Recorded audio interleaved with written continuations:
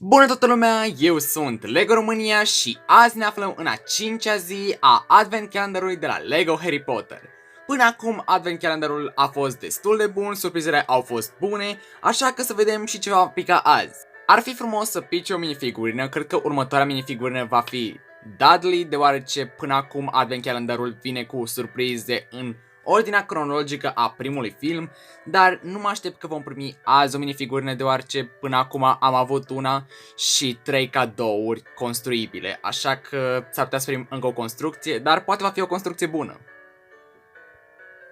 Am localizat ziua a 5-a, acum e timpul să vedem ce va pica și nu știu ce, în fiecare zi am un fel de emoție când mă gândesc la ce poate pica. Nu este ca și cum este ceva super important pentru viața mea, dar am așa un fel de emoție greu de explicat.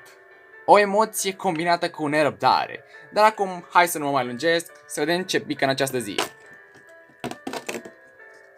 Și avem un cadou.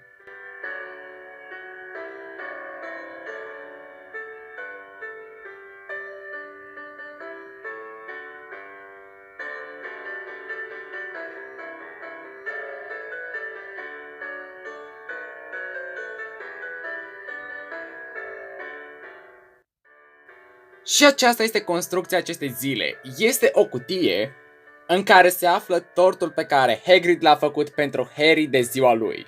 Dacă nu mă înșel în univers, ăsta este primul cadou pe care Harry l-a primit de ziua lui și este un cadou foarte frumos de primit în această zi. Este amuzant și scrisul foarte greșit pe care Hagrid l-a avut. Și da, ziua asta mi se pare foarte bună și foarte emoționantă. Acum e timpul să punem surpriza din ziua 5-a pe locul ei special din ziua 5-a și acum că am primit acest cadou cu tortul de la Hagrid, cred că mâine îl vom primi pe Dudley, deoarece în filmul Harry Potter și Piatra Filozofală, Dudley mănâncă acel tort și apoi crește o coadă de porc, cum se întâmplă la minifigurina lui. Așa că să ținem degetele încrucișate și să sperăm că mâine îl vom primi pe Dudley. Și aceasta a fost ziua 5-a a Advent Calendarului LEGO Harry Potter. Nu a fost o zi prea încărcată, dar a fost o zi drăguță, chiar emoționantă și ador această experiență de a deschide în fiecare zi câte o căsuță nouă din acest Advent Calendar. Pentru că fiecare zi este o surpriză, deoarece, deși am văzut la un moment dat tot ce venea în acest set, nu mai amintesc exact ordinea lor și nu mai amintesc chiar fiecare construcție, așa că încă mai am parte de niște surprize plăcute.